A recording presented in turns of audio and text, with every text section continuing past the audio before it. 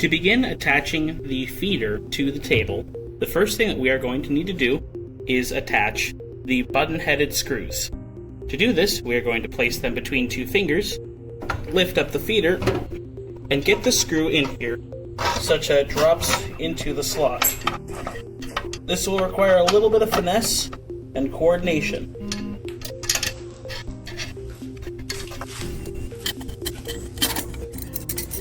Now that both screws are in, we can move them to the side and line them up with the slots. Now they're down. Once the two are down, we are going to attach the knob, the spring, and a washer.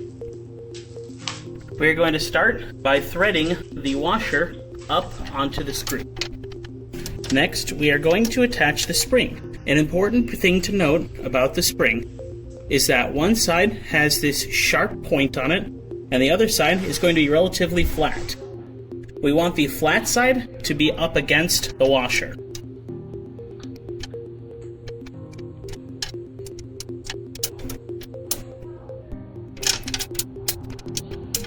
Now that the spring is on, our last step will be to start the thumb screw.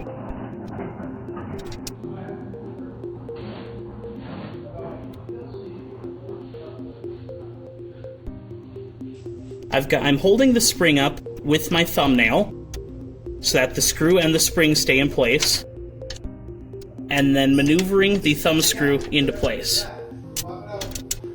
Thumbnail,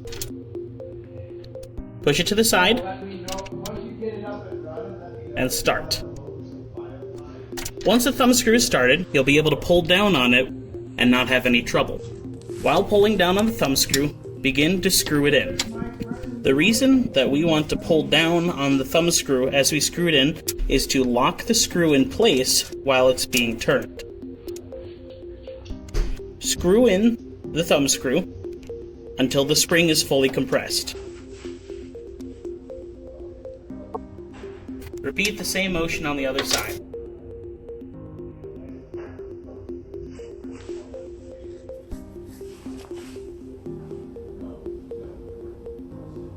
Now, we will set up the feeder. In our case, we are going to be running landscape number 10s.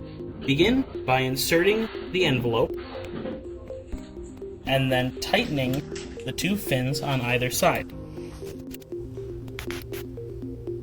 The envelope should be able to sit flat with about a 1/16 inch of space between a given side. Once these are dialed in, bring the rear plate up by loosening the thumb screw. Bring it forward, raise your envelope, and drop it. Tighten this in place, and now push the envelope a little further down the path so that it is under the yellow foot. Once it is under the yellow foot, we are going to turn this screw counterclockwise, which in turn will bring the yellow foot down until it just begins to crinkle the envelope.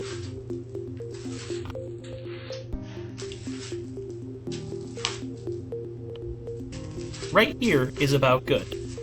It will be difficult to see on camera, but the envelope is being deflected a bit by the yellow foot. Now that the envelope is in place, the side guides are attached, and the back plate is roughly aligned, we will pile some more envelopes on top.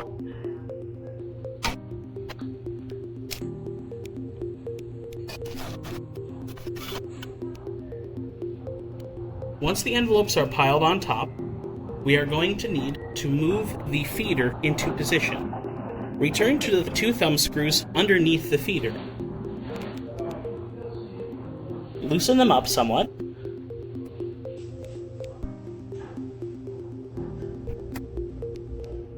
And once they are loose, move the feeder into position.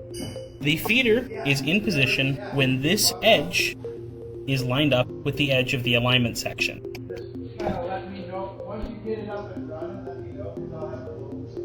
It is better to have a slight error this way on the alignment than it is to be too far this way. Once it is in place, you may tighten the screws if you wish. The final step before actual printing is to start the belt and turn the feed knob to manual. We're going to turn the feed knob to manual to make sure that the envelopes can print fluidly.